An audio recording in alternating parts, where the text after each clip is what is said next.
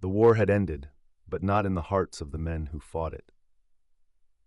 For years, the soldiers of the Imperial Japanese Army had been taught that surrender was worse than death. They were told that capture meant humiliation, torture, and dishonor beyond redemption. To die for the emperor was glorious, to live in defeat unspeakable. And yet, as 1945 dragged into its chaotic autumn, thousands of those same men found themselves prisoners of a nation they had been raised to despise, the United States of America. They had fought in jungles, seas, and islands that now lay silent, their flags burned, their barracks abandoned. The rising sun had set, and in its place loomed the foreign stars and stripes. They were disarmed, exhausted, and hollow-eyed. Some still clutched their worn helmets like talismans. Others walked barefoot, their feet bleeding on the asphalt of captured airfields. The heat was thick. The smell, oil, sweat, and the faint sweetness of American cigarettes hung in the air like fog over their disoriented minds. Private Kenji Tanaka, 23 years old, had survived Saipan. He had hidden for days after the banzai charge failed, expecting a bullet or a bayonet to finish what his commander had started. Instead, he felt the rough hands of two American Marines pulling him out of the brush. His instinct had been to bite, to resist, to die standing. But they didn't kill him. They offered him water. That single gesture would haunt him more deeply than any wound. The Japanese POWs stared at their captors like ghosts watching the living. They had been told the Americans were beasts, cannibals, barbarians who mutilated prisoners. Yet in the camps across Hawaii, Guam, and the continental United States, what awaited them was something entirely different. Food, clothing, showers, order, even compassion. To the Americans they were enemies but not monsters. To the Japanese this was incomprehensible. Many broke down quietly, their faces unreadable, their hands shaking during roll call. Others refused to eat for days, expecting poison. It wasn't pride anymore, it was fear wrapped in disbelief. And then came the day the trucks arrived. It was noon when the guards shouted for the men to line up. The prisoners moved hesitantly, the dry earth crunching under their sandals. Kenji looked up and saw an American convoy entering the camp gates. Bright green trucks filled with something he didn't recognize. Large boxes with foreign words painted across the wood. Coca-Cola Bottling Co. and U.S. Army K rations. At first, the men whispered among themselves. Could it be new rations? Another form of humiliation? But when the guards began unloading grilled meat patties, soft white bread rolls, and steaming paper cups filled with brown fizzy liquid, the confusion turned into silence. For the first time in their lives, these men were about to encounter a piece of modern America. Freedom, luxury, and absurd normality, all condensed into a meal. Sergeant Lewis Harper, a 30-year-old from Kansas City, was the one in charge of distributing the new supplies. He had fought in Okinawa and lost 2 brothers in the Pacific. He didn't hate the men in front of him, but he wasn't sure how to see them either. They looked frail, their uniforms reduced to rags. Some avoided his eyes, others stood stiffly, still soldiers in spirit, though their empire was gone. He called out through an interpreter, "Food, eat, good food." The interpreter, a young Nisei Japanese-American from California, repeated the words in their language. "Tabete kure, imano da." Kenji took the plate. It smelled like nothing he had ever eaten. The bun was soft to the touch, strange compared to the hard rice crackers of the field. The meat was greasy, warm, intoxicatingly rich. The first bite burned his tongue. Then came salt, sugar, smoke, a flood of sensations that hit like a memory from another world. He froze. For a moment, shame rippled through him. How could he, a soldier of the emperor, eat the enemy's food? But the hunger was stronger than honor now. He chewed slowly, feeling tears sting his eyes. Around him others hesitated, some sniffing, some turning away. Yet one by one they yielded, and then came the bottles. Glass clinked as they were handed out, dark, cold, sweating in the midday heat. Coca-Cola. The name itself was alien. The guards motioned for them to drink. Kenji lifted the bottle to his lips, uncertain. The fizz startled him. When the sweetness hit, he almost coughed. It was like swallowing fireworks, bubbles racing down his throat and bursting behind his eyes. He laughed, an involuntary sound, the first in months. The interpreter smiled faintly. "Oishi daro?" "Tastes good, doesn't it?" Kenji nodded but couldn't speak. He looked at his comrades, some grinning, others trembling. What was happening wasn't just lunch, it was contact. Civilization meeting civilization in a place neither victory nor defeat had words for. Across the barbed wire, Harper watched silently. He had seen the worst of them in battle, fanatic charges, men who refused to surrender even when dying. But here, now, they looked human, small, and strangely familiar. He muttered under his breath, "Damn, they look like kids." That night, in the barracks, Kenji wrote in his tiny notebook, a scrap he had hidden through months of war. He wrote not about the battle or the emperor, but about the taste of the meat and the sound of that strange drink fizzing. He wrote one sentence, over and over, "America feeds even its enemies." And for the first time, as the camp lights flickered and the night insects droned, he wondered if everything he had been told, about honor, about death, about Americans, had been wrong from the beginning. The next morning, the prisoners would wake up to a new routine: English lessons, work details, and even baseball games. The tension between captors and captives would begin to thaw, painfully, unevenly, but unmistakably. They would soon discover that the war within their hearts was far from over. Learning the language of the enemy, the sun over the camp rose like a weary eye, pale and uncertain. For the Japanese prisoners, every morning began the same: roll call, inspection, and silence. But something had shifted since the day they tasted those strange American foods. It wasn't only about hunger anymore, it was about curiosity, the kind that creeps in quietly when fear begins to retreat. Kenji sat cross-legged in the dusty courtyard, watching a group of Americans hammer planks together near the mess hall. Their voices carried rhythm, the easy cadence of men who trusted the world around them. It was a sound foreign to him, almost magical in its confidence. When he first arrived at the camp, the sound of English made him tense. Every shout sounded like a threat, every laugh like mockery. But now he found himself trying to trace the shapes of the words. Some he remembered from leaflets dropped over islands or from captured documents. Others were new, opaque, yet oddly inviting. The camp commander, Captain Robert Whitaker, was a tall, thin man with the calm authority of someone who believed in duty over vengeance. He had fought on Guadalcanal, seen horror too vast to speak of, and yet refused to let hatred take root. He called a meeting of the guards that morning. "We're going to start basic English lessons for the prisoners," he said. "The war's over. We're not here to break them. We're here to rebuild something." One of the sergeants frowned. "You think they want to learn English, sir?" Whitaker glanced through the wire fence at the men lined up for chow. "They might not want to, but maybe they need to. Sometimes understanding is the only way to forget." And so classes began. The teachers were volunteers, American soldiers who had studied some Japanese, and a few Nisei interpreters recruited from California and Hawaii. The lessons started simply: names, numbers, greetings. The men repeated words in hesitant sync, their accents thick, their memories still carrying the weight of gunfire and loss. Kenji was slower than most, partly out of pride, but one phrase stuck with him: "Thank you." It sounded different from its Japanese counterpart, arigato, softer, less formal, like a hand extended rather than a bow. He practiced it quietly each night, whispering to the dark as if trying to rewire his own identity. He didn't know it yet, but the camp itself was changing too. Gone were the days of suspicion and whispers. Small fragments of friendship began to surface: a soldier lending a cigarette, a prisoner fixing a torn uniform. Humanity was seeping through the cracks of barbed wire. One afternoon, after an English lesson, Sergeant Harper approached Kenji and pointed to the baseball field that had been carved out of the open lot. "You play?" he asked, miming the swing of a bat. Kenji hesitated, then shook his head. Harper grinned. "You will." Within days, a team was formed, half guards, half prisoners. The first game was tense, almost absurd, with both sides unsure whether to compete or cooperate. But soon laughter replaced caution. Barefoot Japanese men ran the bases as dusty American soldiers cheered and clapped. It wasn't peace, not yet, but it was proof that peace could exist. Each time Kenji swung the bat, he remembered the sound of bullets, the flash of explosions, and the silence that followed after the Emperor's message of surrender. Yet here, under the bright American sun, those memories seemed to fade a little. Not erased, but softened, replaced by something almost dangerous: hope. That evening, sitting at the edge of the field, Harper shared his ration of Coca-Cola with him. The moment was quiet, awkward, almost sacred.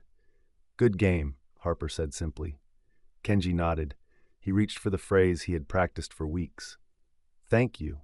The words came out broken, rough, but Harper only smiled. "You're welcome." The interpreter nearby grinned. "See? You sound American already." A wave of laughter rippled through them. Something invisible cracked wide open, the wall between conqueror and conquered. That night, Kenji dreamt of his family back in Osaka. He imagined telling his younger brother about the strange games Americans played, about the food that fizzed like spring water and the kindness of men he had once sworn to kill. He wondered if his brother would believe him, or if he should feel guilty for believing it himself. But while the prisoners learned to adapt, outside the camp, not everyone shared Whitaker's ideals. Letters arrived from local towns, Americans who had lost sons, brothers, and husbands in the Pacific. They protested the pampering of Japanese captives. "Why feed them burgers when our boys came home in coffins?" one wrote. The commander read the letter aloud in silence before folding it back carefully. He understood the anger. He felt it too. But he also understood something deeper, that revenge was easy and humanity was hard, and only the latter could rebuild what war had destroyed. In one particularly cold December morning, snow covered the camp in a blanket of silence. The prisoners had never seen such a sight, untouched white stretching endlessly. Kenji pressed his palm into the frost and stared in wonder. Harsh as America might be, it had beauty his islands never knew. Later that day, an American Christmas celebration was organized. The soldiers sang, hung paper decorations, and even dressed one tree with candles. At first, the Japanese watched from a distance, afraid it was some kind of mockery again. But when a sergeant brought a tray of cookies to their side of the fence and said, "Merry Christmas, friends," confusion turned to quiet gratitude. One man, older and bitter, muttered, "They want us to forget the emperor." But another whispered, "Maybe they want us to remember we are men." Kenji tasted one of those cookies. Soft, sweet, unreal. A memory of hunger from the caves of Saipan hit him like a shadow. And yet, this sweetness reminded him that even in defeat, life could recover flavor. Weeks passed. The English lessons grew more advanced. So did the baseball games, the repairs, and the trust. Some of the prisoners began to smile openly. Others wrote home through Red Cross letters. And when the war crimes trials began far away in Tokyo, whispers of guilt and shame reached even the barbed fences of small American camps. "What will become of us?" Kenji asked one night. The interpreter replied softly, "You will go home when they no longer fear you." The answer stayed with him like an echo. When would they stop fearing him, and when would he stop fearing himself? Soon, ships would be ready. Soon, the war survivors would board and return to the land they left in ruins. American kindness still lingering like a taste they couldn't name. But before that, one final shock awaited them. For the first time, Japanese prisoners of war would be allowed to walk freely through an American town.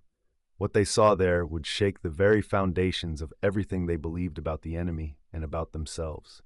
It happened in the spring of 1946. The war was officially over, peace was tentative, and the world, battered and disoriented, was trying to find its balance again. The Japanese prisoners at Camp McCoy had by now built a fragile rhythm of life. They attended classes, repaired roads, and even performed songs from both cultures during evenings when the guards relaxed. They were no longer ghosts. They were men again. When Captain Whitaker gathered them in the mess hall that morning, the air was thick with speculation. Some thought it was news of repatriation. Others feared new transfers. But his words carried something unexpected. "You'll be helping the town with rebuilding work," he said through the interpreter. "Supervise detail, outside the gates. You represent Japan now, the Japan that must learn to live again." For a moment, silence. The idea of walking outside the camp fence unnerved them all. The fence had become paradoxical, both cage and protection. Beyond it was America, the enemy's homeland. To step outside felt like stepping into another planet. Still, volunteers were requested. Kenji raised his hand. The next day, 2 trucks rumbled out of the camp, loaded with 20 POWs in worn uniforms marked with PW. Guards rode alongside them, rifles slung low but not aimed. The road wound through open farmland, quiet except for birds and the sound of the engine. Then, like a dream, The first rooftops appeared, a small Midwestern town, ordinary and peaceful, utterly unlike the cities of ashes back home.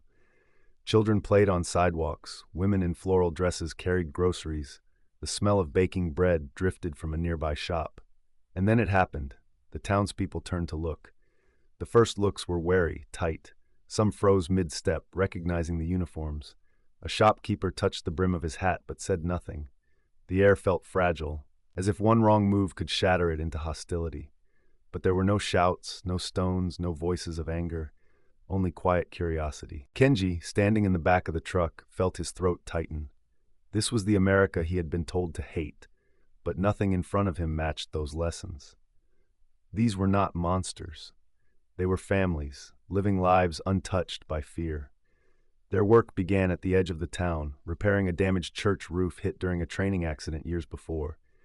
It was menial, tiring work, but the sunlight felt good. At first, the townspeople kept their distance, watching.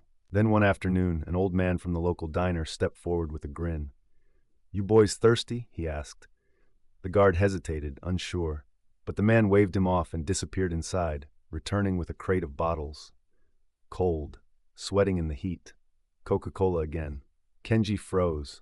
That sound, that hiss when the caps were popped, transported him back to his first day in captivity, the day his hatred began to crumble. He accepted a bottle with both hands and bowed instinctively. The man looked puzzled, then tipped his cap. "No need for that, son." The moment rippled through the group like electricity. Slowly, almost timidly, they drank together. Americans and Japanese, united by sweetness and the soft crackle of carbonation. History paused for a heartbeat. Later, as they worked, Kenji caught sight of a boy lingering by the fence. The boy had a baseball glove, worn and patched. He gestured shyly. Kenji mimed throwing. The boy tossed the ball. Kenji caught it clumsily and laughed. Within minutes, they were playing catch across language and history. When it was time to return to camp, the guards noticed something extraordinary. Townspeople waved goodbye. Not coldly, not mockingly. Just waves, like neighbors seeing someone off after a long day. That night, back in camp, Kenji could hardly sleep. He spoke to Harper through the interpreter. "Why do they treat us kindly? We killed their sons." Harper took a long breath. "Because hate is heavy, Kenji, and we're tired of carrying it." The words hit deeper than any weapon could. In the following weeks, more work details followed. The prisoners built fences, fixed roofs, and cleaned debris left from wartime shortages. Slowly, barriers fell. Locals began offering small gifts, sandwiches, fruit, sometimes just conversation. The guards relaxed, allowing moments of informal exchange. One woman handed Kenji a slice of apple pie.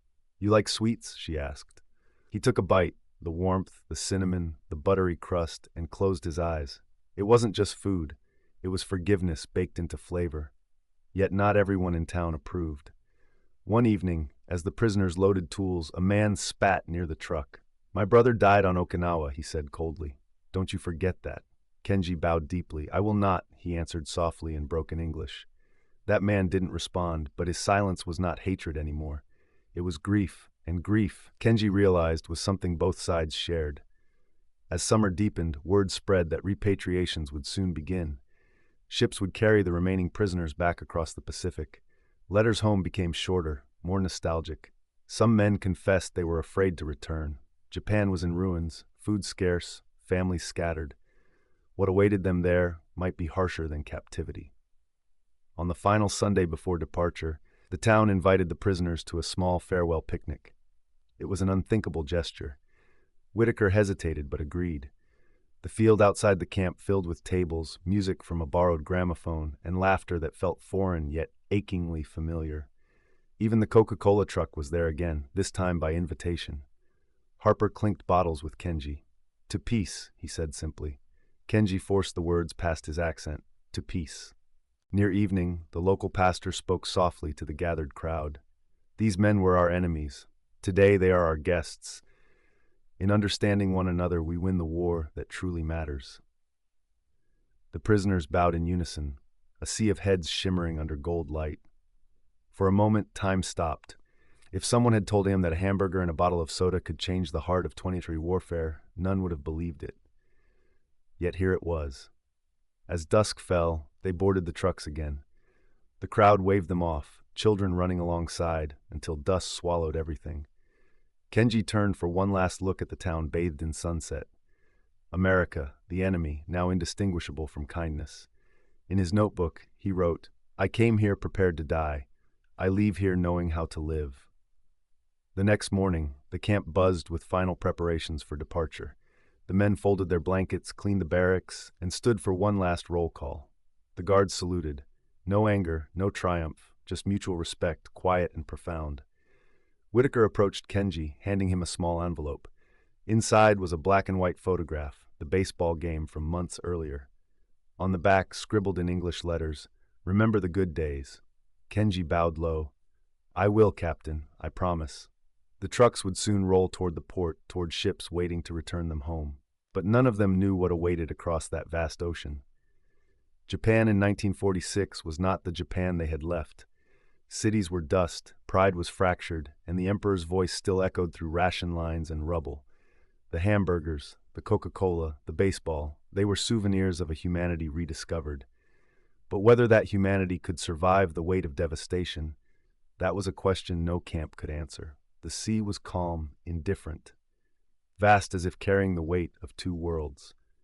When the transport ship left San Francisco harbor, its decks crowded with homesick men in faded uniforms, no one spoke. They only stared eastward, to a horizon where memory blurred with fear. For the Japanese prisoners now repatriated, the ocean was more than distance. It was the divide between who they had been and who they had become. Kenji Tanaka stood at the railing, the wind tussling his hair. In his pocket was the photograph Whitaker had given him, the baseball game, frozen joy in black and white. Each wave beneath him looked like a page turning, carrying him toward a chapter he was not ready to read. Days passed. The men spoke of home in cautious tones, the sound of trains, the smell of tatami mats, the laughter of children they hadn't seen in years. But those memories belonged to a Japan before fire. None were sure what waited now. Rumors spread across the deck, cities obliterated, families scattered, rice rationed to handfuls per week. Hiroshima and Nagasaki were whispered like forbidden prayers. No one mentioned the emperor anymore. At night, under a sky swollen with stars, Kenji would lie awake, clutching the photo and listening to the waves slap against steel. He thought of America, its vast fields, its strange generosity. He thought of Harper and Whitaker. He thought of hamburgers. He even thought of Coca-Cola, the drink that had once symbolized everything he hated, and now everything he missed. When the ship finally reached Japan, it was dawn. The men crowded the deck, watching the outlines of their homeland emerge, pale mountains rising behind a haze of ruined industry. The port of Yokosuka was silent, except for gulls and the distant hum of trucks. The first step ashore felt unreal. Their homecoming was not triumphant. Officials processed them efficiently, bodies thin and worn, faces unreadable. "Former POWs," one clerk muttered, stamping documents with mechanical rhythm. "You will be sent to local prefectures for reintegration." Reintegration, the word tasted bitter. For years, these men had been taught that surrender was dishonor. Now they returned as survivors, carrying invisible scars not of battle but of compassion. Kenji made his way toward Osaka, where fragments of his family were said to remain. The train was crowded with evacuees, war widows, and children too young to understand loss. Outside, Japan stretched like a cemetery of memories, broken factories, cracked roads, and endless fields of rubble where homes once stood. At each station he saw signs: rebuilding zone, food distribution, U.S. aid depot. The American flag fluttered on warehouses, the same flag that had once been his enemy. For the first time, he did not feel rage. He felt gratitude, uneasy and fragile. When he arrived in Osaka, his old neighborhood was gone. Nothing but piles of scorched wood, skeletal beams pointing at the sky, his childhood home reduced to ash. But wandering through the ruins, he found a small group of women tending to a soup kitchen. One of them looked up, familiar eyes, older, trembling. It was his sister, Aiko. Her cry shattered the quiet. She ran to him, embracing his worn body. For a moment, there was only breath, tears, and disbelief. "You came back," she whispered. "I came back," he said, but not the same. She led him to what little remained, a single-room hut patched with scrap metal. There, by a candle's flicker, they spoke for hours. She told him of air raids, of ration cards, of children disappearing in the chaos. He told her of the camp, of hamburgers, of men who smiled even at their enemies. When he spoke of Coca-Cola, she laughed softly. An enemy's drink changed you, brother? He smiled. Maybe it wasn't the drink. Maybe it was what the drink meant. The next morning, Kenji walked the streets searching for work. He found labor rebuilding a bridge washed out by flooding. The foreman handed him an American toolkit, iron stamped with US. He gripped it firmly, no contempt, just purpose. Everywhere he went, there were traces of the conqueror's hand. Relief stations, food lines, foreign advisors working with Japanese engineers. Some people cursed under their breath. Others accepted the help silently. But Kenji saw something else. These Americans were not triumphing anymore. They were helping because survival had replaced ideology.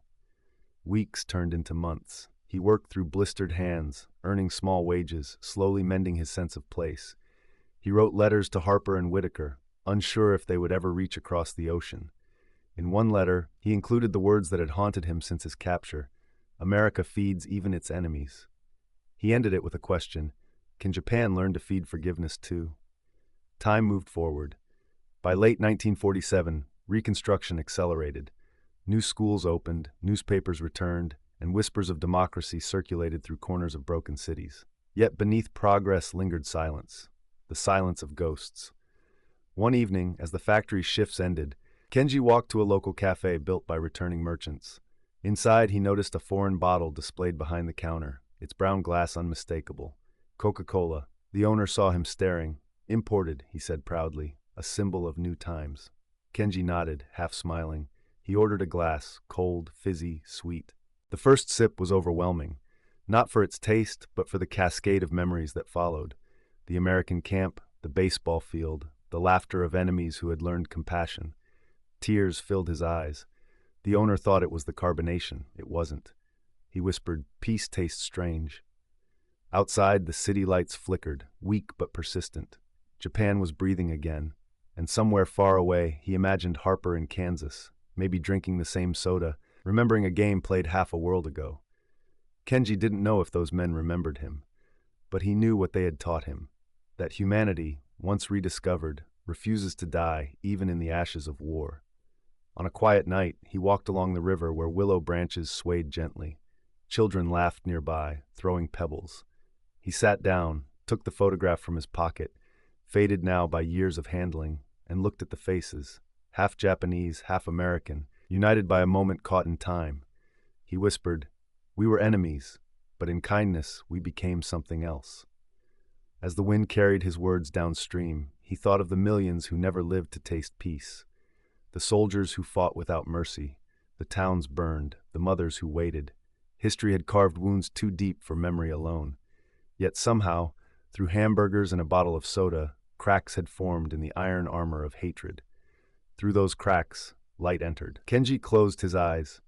In his final years, he became a teacher, helping foreign aid missions translate between English and Japanese, the same language he had once learned through whispers in captivity. His students often asked why he smiled so easily, even when speaking of war. He would answer softly, "I saw mercy where I did not expect it. That changes everything." And when he died decades later, they found among his belongings a faded photo and an unopened bottle of Coca-Cola, dusty, old, preserved like a relic. On the back of the photo, his handwriting read, "Americans taught me this. Peace is ordinary things done by extraordinary hearts." The war that began with fire ended, in his story at least, with sweetness and remembrance. Humanity had broken, stumbled, and crawled back into the light. In that journey, even enemies discovered the same truth, that empathy survives every empire, outlasts every ideology, and can be born from something as simple as sharing a meal. So when you look back on history's greatest divide, remember Kenji Tanaka, the soldier who surrendered not just to defeat, but to compassion. Remember the Americans who saw dignity where propaganda said there was none. And remember that in a world rebuilt from ruin, peace may not start with treaties or generals, but with a hamburger, a smile, and a bottle of Coke.